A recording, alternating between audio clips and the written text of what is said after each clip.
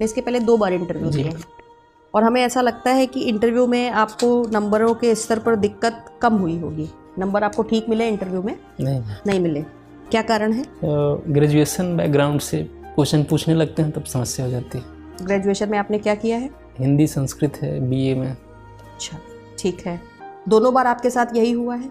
नहीं, एक बार तो कम्युनिकेशन की समस्या थी। पहली बार प्रभात सर के बोर्ड में था तो वो ऑस्ट्रेलिया से पीएचडी किए थे, तो इंग्लिश में सवाल पूछने लगे। सवाल इंग्लिश में पूछते थे। वो जो बोलते थे हम नहीं समझ पाते थे, हम जो बोलते थे वो नहीं समझ पाते थे। हाँ, तो वो तो ये था कि उस साल ईश्वर ने आपके लिए निर्धारित नहीं किया था परिणाम आपके पक्ष में जाना, इसलिए ऐसा हुआ। जी। फिर दोबारा में आपके साथ ये हुआ, पहले आपको अंग्रेजी ने मारा और फिर आपको हिंदी और संस्कृत ने मारा।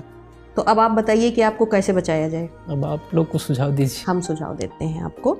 जब आपसे स्नातक के सवाल पूछे गए थे, आपने क्या जवाब, उनको गलत जवाब दिए थे या आपने ऑनेस्टी से ये एक्सेप्ट किया था कि मैं स्नातक में जो मैंने पढ़ा है वो मैं भूल गया हूँ? सॉरी बोल दिए थे पहले आपने गलत जवाब देने का प्रयास किया? नहीं, सबसे पहले पूछ लिया कि महेश्वर सूत्र क्या है। हाँ, तो बता याद ही नहीं था मैम ना, बाद में याद आया।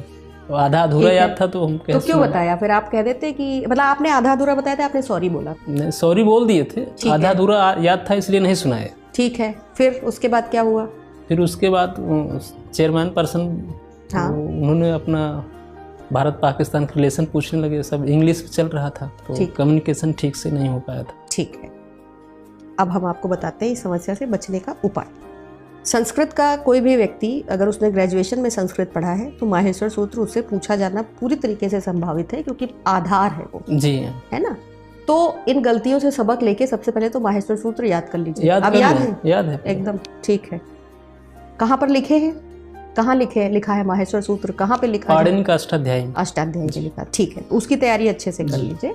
उसके बाद अगर आपके साथ में फिर यही होता है कि आपसे कोई ऐसी चीज़ पूछी जाती है जो आपको नहीं आती है, तो बहुत ही विनम्रतापूर्वक मान लीजिएगा कि सर मुझे ग्रेजुएशन के हुए बहुत लंबा समय हो गया है सर, मैं रिकॉल नहीं कर पा रहा हूँ। फिर भी वो पूछते रहते हैं तो इसका मतलब है कि वो आपको नहीं बनाना चाह रहे हैं। उसका तनाव फिर मत लीजिएगा। ठीक है।